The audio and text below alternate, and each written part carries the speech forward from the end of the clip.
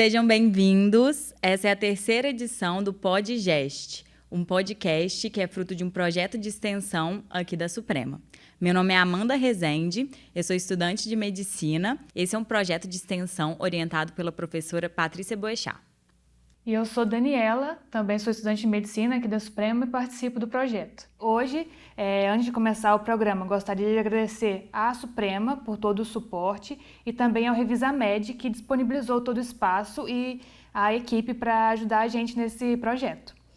Hoje a gente está aqui com a Gabriela, que é nutricionista materno-infantil e que vai trazer para a gente o olhar da nutrição sobre esse tema tão importante que é o diabetes gestacional. Isso mesmo. Olá, meninas, tudo bem? Tudo jóia. Primeiro, gostaria de parabenizar pelo projeto. É muito bacana, ainda mais a interação, né? De poder estar a interação de vários profissionais junto. E agradecer pelo convite. Imagina. Agradecer pela confiança na nutrição, né? E isso é muito bacana, essa interação, né? E os pacientes, as gestantes, só tem a ganhar com essa parceria. Com certeza. Obrigada pela presença, Gabi. Obrigada a você. Então, vamos lá. Vamos começar a falar um pouquinho, né, da diabetes gestacional no olhar da nutrição. Ela é basicamente uma intolerância à glicose, né, na gestação. E ela vai ter uma gravidade variável e que vai ser de acordo com a competência metabólica de cada gestante, né? E, na maioria das vezes, ela não tem sintomas, ou são sintomas que são comuns na gravidez, como aumento de peso, aumento do apetite, aumento da frequência urinária, de infecções urinárias, né? Aumento da sede. Isso são sintomas bem comuns na gravidez, então eles se perdem um pouquinho aí. Então, em questão de sintomas, é mais complicado esse diagnóstico, né? E, na maioria das vezes, também vai aparecer a partir do segundo trimestre, não aparece no primeiro, né? Na maioria das vezes, né? E ela tem alguns fatores de risco que são bem relevantes. A altura materna, mulheres abaixo de 1,50 m, idade avançada, eu classifico acima dos 35 anos, por questão de metabolismo, né? Por envelhecimento celular, envelhecimento metabólico. A gente tem olhar o histórico familiar dessa gestante, se ela teve gravidez anterior, se ela teve alguma complicação, se ela engravidou já com sobrepeso ou obesidade, se ela vem com ganho excessivo de peso, tá? E aí a gente tem a gestante, ela precisa ganhar peso, né? Ela tá ali, tem tecidos, né? Mamário, tem o abdômen que vai crescer, tem volume plasmático, tem o bebê, líquido amniótico, tá? Mas precisa ter um controle desse ganho, né? E precisa ser acompanhado. Normalmente a gente acompanha isso aferindo peso e calculando o IMC.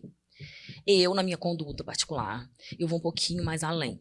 Eu prefiro pegar as mulheres que se preparam antes, né? Porque aí a gente consegue trabalhar não só IMC, porque para mim é muito vago, tá?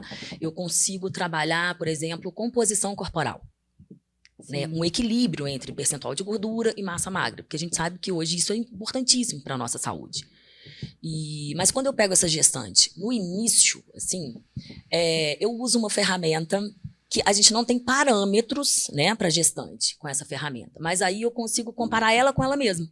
Tá? Que são, por exemplo, as pregas cutâneas. Sim. Tem necessidade de, por exemplo, pregas cutâneas como a de braço, de bíceps, tríceps, subescapular, que são nas costas, e até mesmo da coxa. Ela tem necessidade de aumentar exageradamente? Não. Então, isso pode ser uma ferramenta legal e trazer uma ideia de como está esse ganho de peso da gestante. Se está adequado, se não está.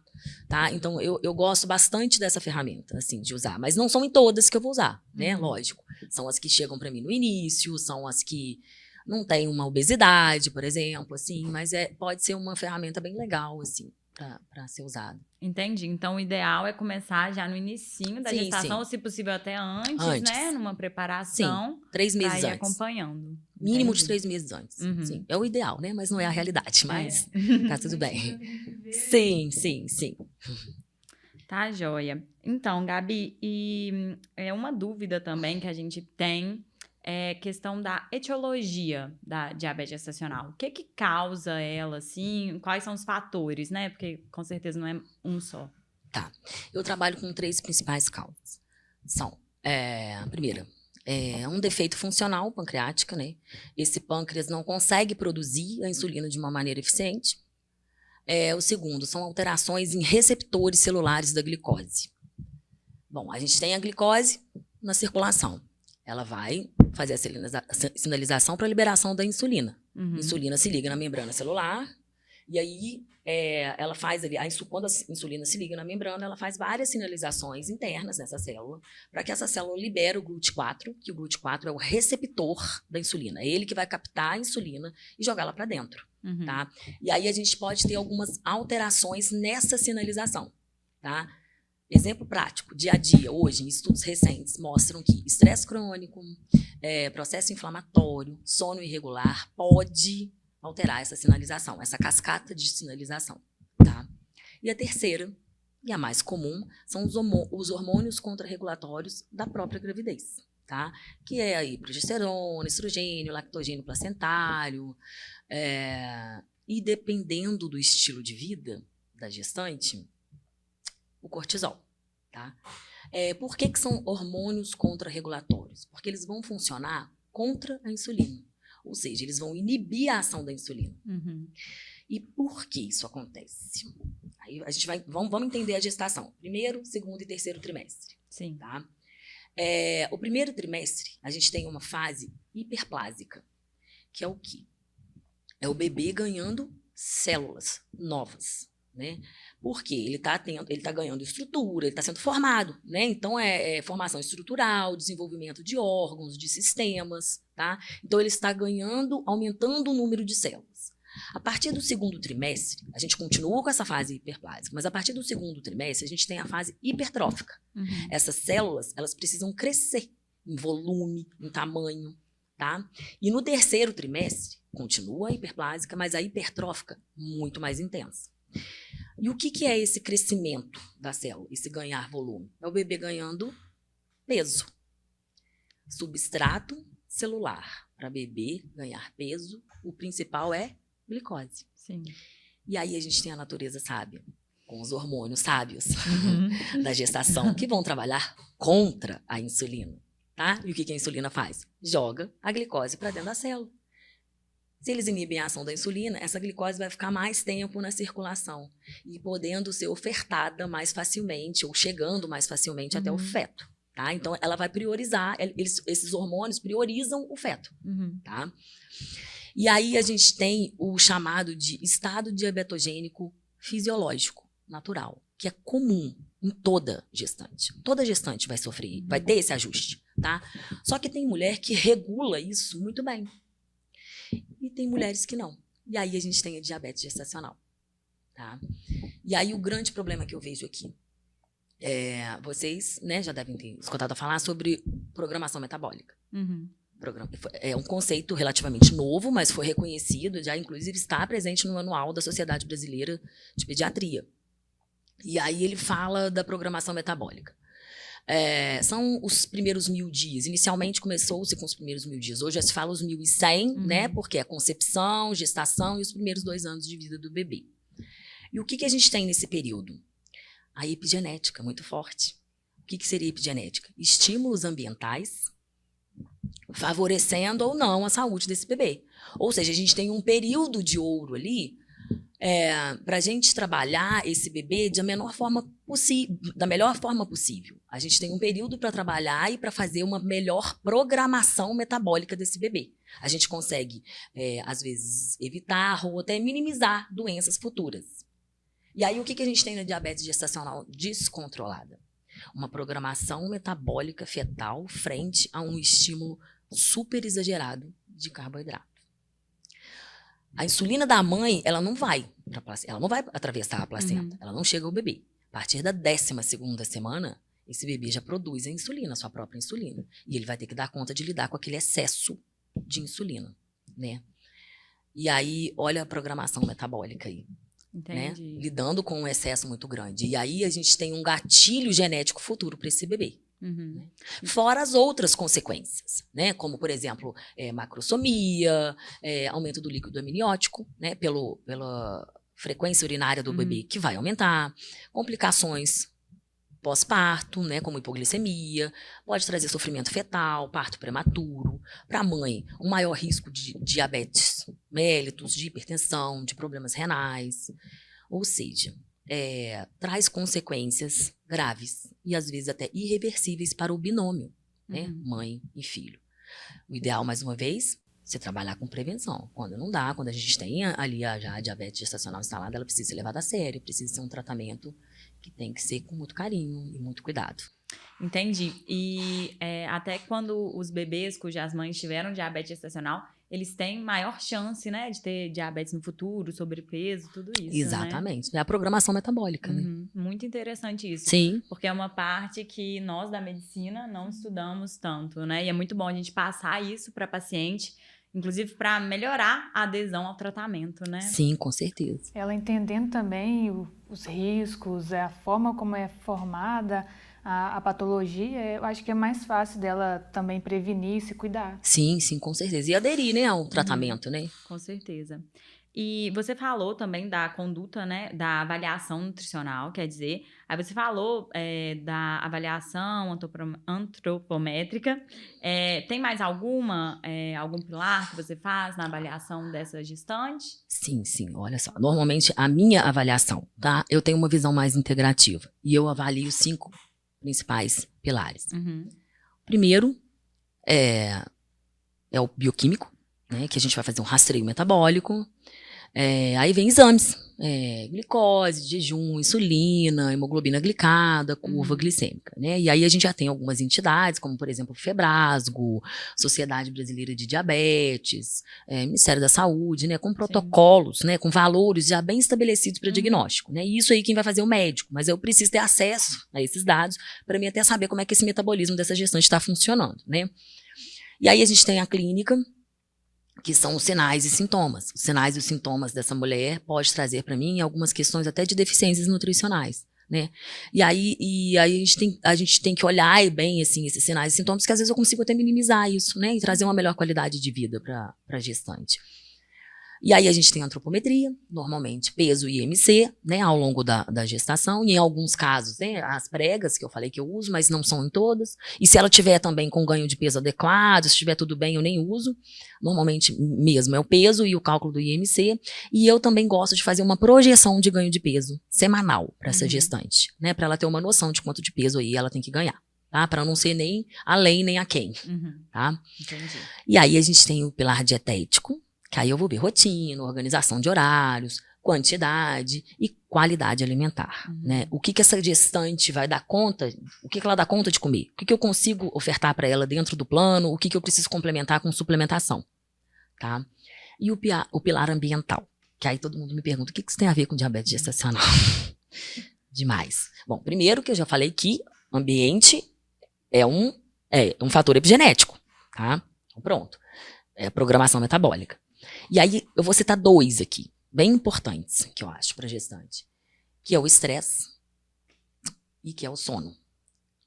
Por que o estresse? Lembra que eu falei de hormônios contra-regulatórios? Do cortisol, Do né? cortisol. Então, o que a gente tem aumentado no estresse crônico? Cortisol. Ele é um hormônio contra-regulatório, ele vai trabalhar contra a insulina. Então, ele pode agravar a diabetes gestacional. Então, a gente precisa ter esse estresse, ela precisa saber lidar com esse estresse crônico, né? Precisa de achar meios para lidar com isso.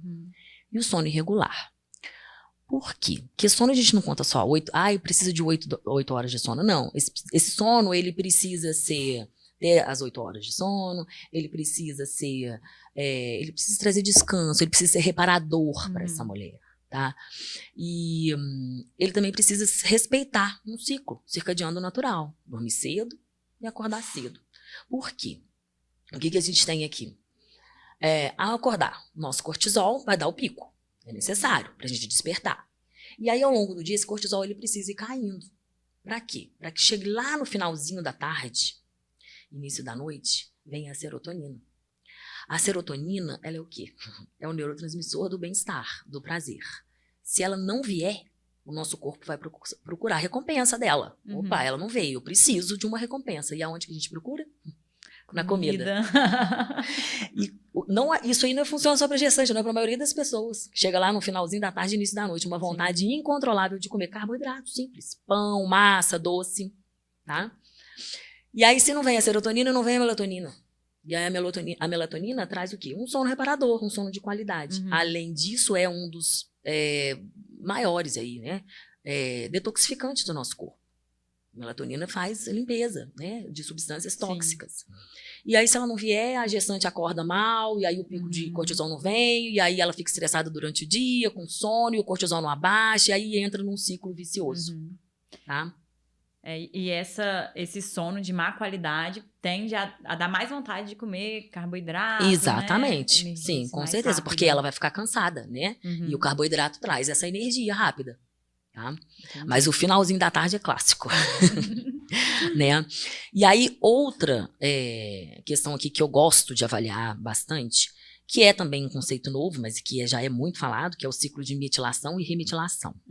E por que esse ciclo é tão importante? Ele é importante na vida inteira da pessoa, de qualquer pessoa, tá? Mas, assim, as fases, assim, que são mais importantes para mim, gestação, bebês, crianças e adolescentes. Esse ciclo precisa estar funcionando redondinho, ele precisa estar muito bem funcionante. Por quê? Porque ele é responsável por 4 funções. Primeiro, produção de glutationa hepática, que glutationa é um outro detoxificante importantíssimo para o nosso corpo. Segundo, saúde endotelial. Consequentemente, cardiovascular, né? Mas por que essa gestante precisa de saúde endotelial? Porque é através dos vasos sanguíneos que o bebê vai receber os suprimentos, oxigênio e nutrientes, né? Aí, e também a gente tem aqui a produção de neurotransmissores, que é a serotonina, dopamina, noradrenalina, adrenalina, GABA, que vai regular o quê? Bem-estar, motivação, felicidade, que vai trazer pra gente questões comportamentais, saúde mental, entendeu? Olha como esse ciclo é importante, né? E ele é essencial para a síntese de células novas, né? Aquela questão lá de biologia, de RNA, DNA passageiro, do nosso código genético, cópia do nosso código genético. É esse ciclo que faz isso. Então, são 4 funções muito importantes. E como que eu avalio esse ciclo? Normalmente, aí são 3 pilares, né? O dietético, o clínico e o bioquímico. Eu vou avaliar quais são os sinais e sintomas, que eu já te falei que pode trazer alguns sinais de deficiências, de carências nutricionais, e exames e dieta. O que essa mulher dá conta? Quais desses nutrientes que são essenciais para esse ciclo? Normalmente entra ácido fólico, né, que hoje foi trocado por metilfolato, justamente por causa desse ciclo, né, porque por causa desse ciclo, a gente tem uma realidade hoje no Brasil que são estudos novos, né, que talvez mais de 30% da população brasileira tem esse polimorfismo de MTHFR, que é conseguir transformar o ácido fólico em metilfolato na forma ativa. Por isso que hoje a gente já tem a troca, né, do ácido fólico pelo metilfolato, porque o metilfolato é a forma ativa. Tá? E esse polimorfismo é explicado pela miscigenação. O Brasil é um país muito miscigenado, então ele pode ter, né, muita mistura de raça, então pode ter trago esse polimorfismo para a população atual. E aí a gente tem a B9, né, que é o ácido fólico, B12, B6, B1, B3. De uma maneira geral, o complexo B tudo.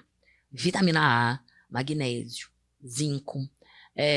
Aí a gente tem aminoácidos como, por exemplo, metionina, glicina, que vai dar origem à betaína. Esses são os principais que precisam estar presentes e precisam estar no ciclo para ele funcionar bem redondinho. Então, alguns exames bioquímicos podem ajudar a gente a investigar isso. Tá? E por último, mas nem tão, né, mas não deixa de ser tão importante, que é o trato gastrointestinal dessa mulher. Porque hoje, antigamente a gente falava, a gente é o que a gente come. Hoje a gente fala, a gente é o que a gente absorve. Não é isso?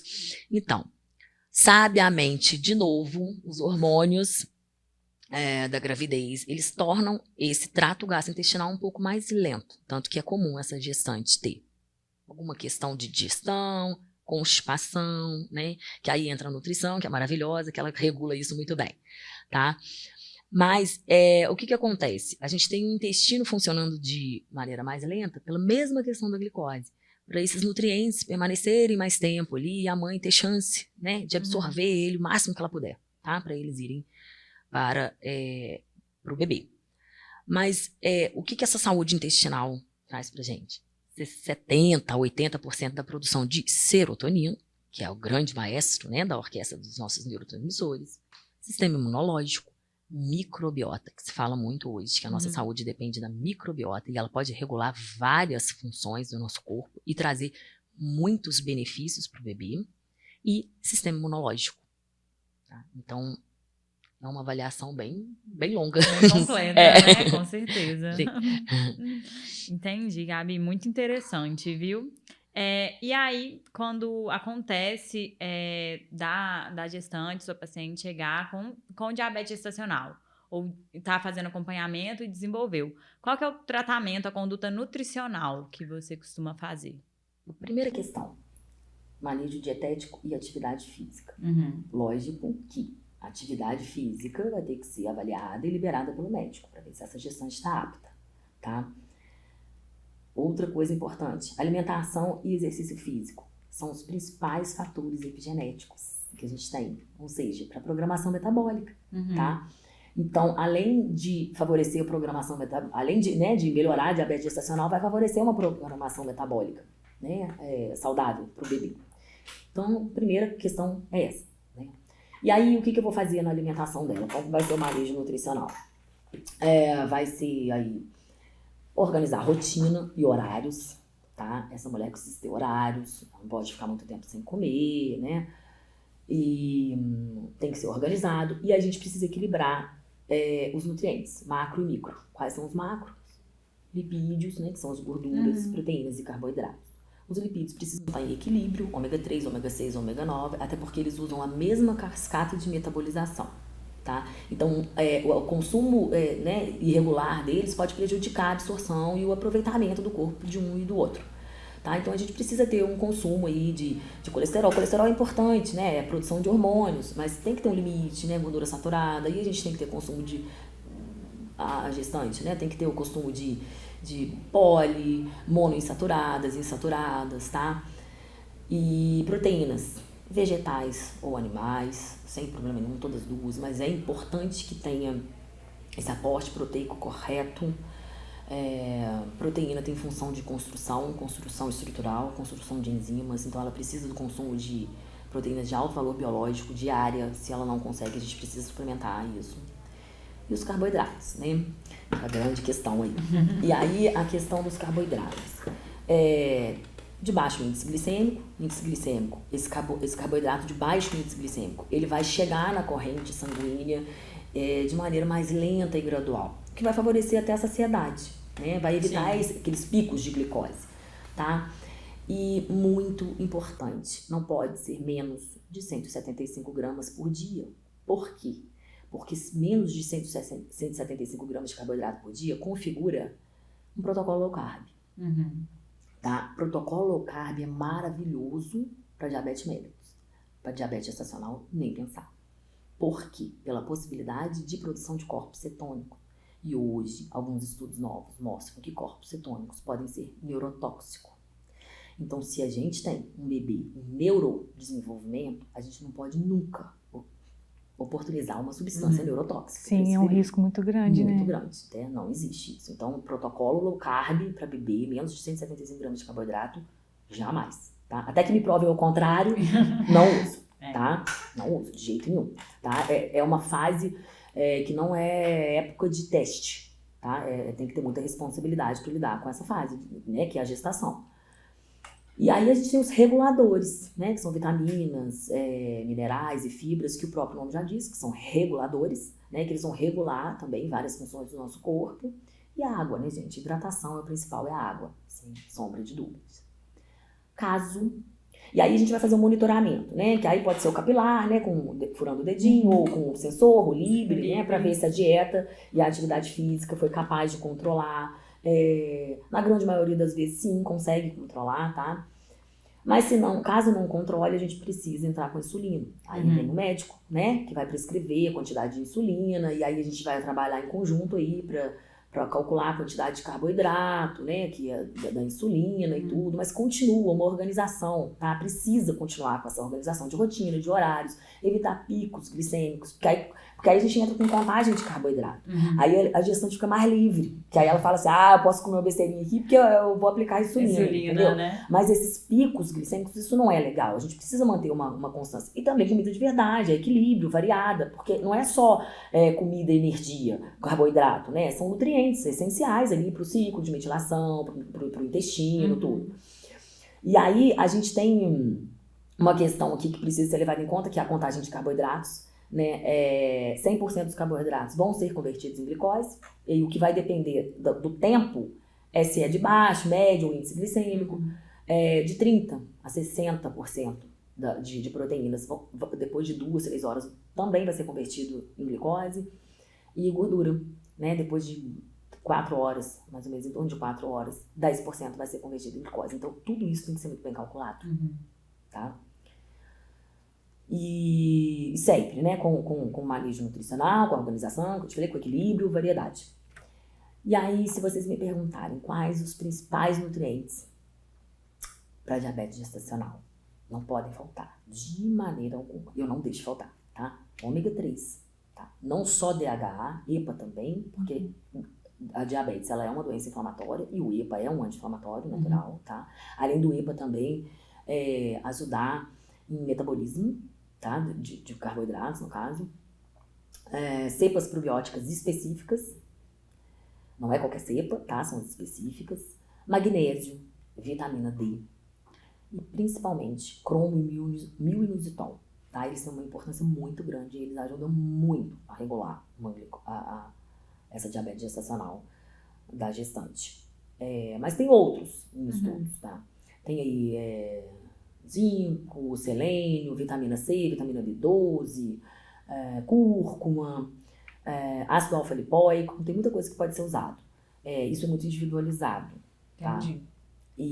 Mas eles, de uma maneira geral, esses 6 que eu citei, esses mais importantes, eles vão trabalhar aí no metabolismo de carboidrato, na produção de insulina e na captação intracelular de glicose, né? Naquele processo, naquela cascatazinha. Eles são fundamentais para todas essas funções, tá? E aí entra a suplementação. A suplementação a gente tem como uma fortíssima aliada, mas eu trabalho eu prefiro trabalhar. A gente tem no mercado algumas marcas, né? E alguns até eu uso, por exemplo, o ômega 3, eu até prefiro usar, né? Que a gente tem umas marcas bem bacanas aí. Mas eu prefiro trabalhar com uma suplementação individualizada, uma suplementação manipulada, uma suplementação mais limpa, sem muito conservante, corante, sem todos esses antes, tá? E de acordo com os exames bioquímicos, sinais e sintomas, né? Até por conta de absorção. Porque normalmente a gente vê um polivitamínico todo junto, né? E a gente tem, por exemplo, vitaminas hidrossolúveis e lipossolúveis. As lipossolúveis, A, D, E e K, seria melhor aproveitada por essa mulher se fosse manipulada em veículo oleoso, né? E aí já as vitaminas lipossolúveis não tanto. Mas aí se essa mulher tem alguma questão gástrica, por exemplo, a B12, a absorção de B12, ela pode sim ser prejudicada. Então às vezes é legal a gente usar uma forma sublingual, tá? Então é muito individualizada, assim. Mas assim, de uma maneira geral, gente, não existe nenhum nutriente que vai fazer milagre, tá? Os nutrientes, eles trabalham em sinergia, e é por isso que existe, onde que existe essa sinergia natural?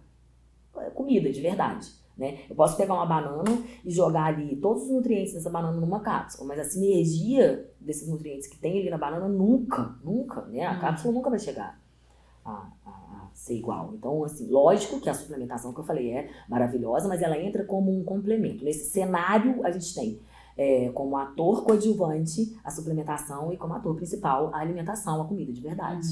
A mudança do estilo de vida é o principal, né? Isso é muito bom a gente falar, porque atualmente tem muito... Você pega um nutriente, assim, ou endeusa ele, ou demoniza, né? Fala assim, nossa, esse não pode, de jeito nenhum. Ou, nossa, é esse que vai resolver os seus problemas. Então, não é isso, né? É um conjunto. Quem dera se fosse assim, né? Ia ser mais fácil, Sim, né? ia ser bem mais fácil, mas não é, tá? É um conjunto. Não existe. O nosso corpo é complexo. Eu citei o ciclo de metilação e remetilação, mas desse ciclo, deriva vários. É muito mais complexo. O metabolismo é muito mais complexo do que a gente imagina. Então, é uma demanda de nutriente muito grande. Dificilmente a gestante vai dar conta dessa demanda só para alimentação, só com a alimentação, né? Toda gestante precisa ser suplementada, tá? A suplementação não vai ser igual para todas, óbvio, né? Mas ela precisa ser suplementada. Até porque, infelizmente, a gente tem hoje, né? Os orgânicos não são a realidade de todos, e até porque a gente também não acha uma grande variedade de orgânicos. Aí eu oriento normalmente safra dos alimentos, pela safra, são alimentos mais baratos, a gente encontra com mais facilidade, com menos, né, aditivos. Mas não garante, né? E a gente já tem um solo brasileiro muito pobre, né, que já enfraquece, né, o valor nutricional desses alimentos. Mas mesmo assim é a melhor opção. Não tem nada igual, né? É comida de verdade. Tem algum alimento assim específico que seja melhor da gente adotar numa dieta para gestante com diabetes gestacional? Não, alimento em si não. É o conjunto, é o que eu falei. Tem que ter o equilíbrio. É um equilíbrio. É um equilíbrio de proteínas, de carboidratos, de lipídios. Todos são importantes. Tá? Todos têm o seu contexto, todos têm o seu lugarzinho ali.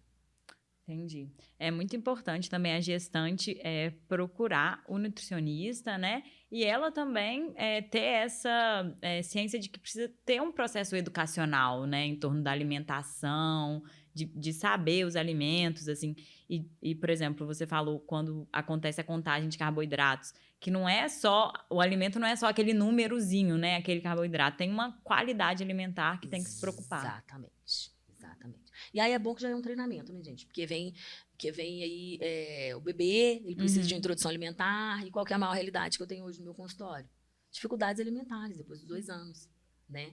Porque introdução alimentar mal feita ou sem estímulos corretos. O alto consumo de industrializados, né? Porque antigamente a gente fala, mas antigamente os bebês, a gente não tinha tanta dificuldade alimentar assim, mas antigamente a gente saía da sopinha batida e ia para comida de verdade, da casa da mãe, né? Hoje a gente sai da introdução alimentar e ele vai para industrializado. E é forte, né? Assim, a mídia, o marketing é muito forte, né? Para as crianças. Sim, infelizmente é uma coisa que a maioria das crianças hoje em dia tem mais contato com esses alimentos industrializados do que com comida de verdade, né? Sim, então a mãe tem que encarar a gestação como um treinamento, né? Fala assim, nossa, deixa eu começar a treinar aqui para ser exemplo pro meu filho, porque criança aprende por exemplo, ainda mais nessa idade pequena, né? Sim, muito importante. Gabi, muito obrigada por essa aula, assim, eu gostei muito de saber, né, Dani? Sim. Foi muito interessante. A gente da medicina não tem esse contato tão forte. E muito obrigada, viu, pela presença, pela disponibilidade. Tenho certeza que o nosso público vai gostar muito de te ouvir. Obrigada a vocês mais uma vez pelo convite. E eu estou sempre à disposição, que precisarem. Tá, Joia. Se você quiser passar seu contato, seu Instagram. O Instagram da clínica, Clínica Infanto, né? Eu trabalho não só com gestante, mas com público infantil também, adolescente, adoro até, aliás, os adolescentes. Bebês, introdução alimentar, esse é um trabalho bem bacana que eu faço. E é isso. Tá, Joia. Muito obrigada. Obrigada. Obrigada.